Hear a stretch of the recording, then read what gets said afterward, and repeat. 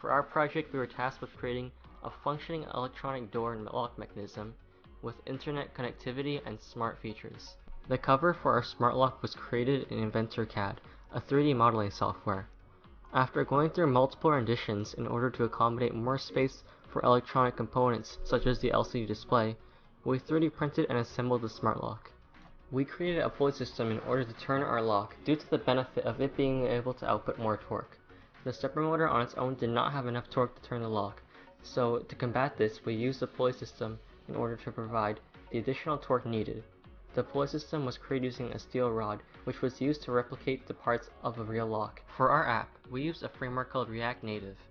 React Native allowed us to easily create an app with native components using JavaScript and XML as if it were programmed in a language like Java or Swift.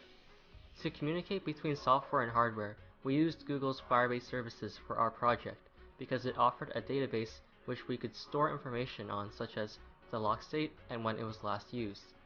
We also used it because it would allow us to easily add more users to the smart lock. On the hardware side, we communicated with the Firebase service with an ESP8266, a small chip with Wi-Fi capabilities. We used a library called Firebase Arduino to connect the ESP8266 to the Firebase database. Once we had the ESP8266 connected to the Arduino, we made it so it would send commands. The Arduino would then read those commands and make either the LCD change text or make the stepper motor move clockwise or counterclockwise to control the lock state. Our final product did achieve our goal of creating a functioning electronic locking mechanism with internet connectivity and smart features, but we as a group are still not 100% satisfied.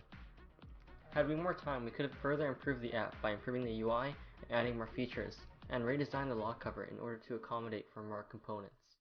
If we had an opportunity to create another Wi-Fi smart lock from the ground up, we would choose to incorporate a servo motor rather than a stepper motor, which would be able to output a greater amount of torque and turn the lock more quickly.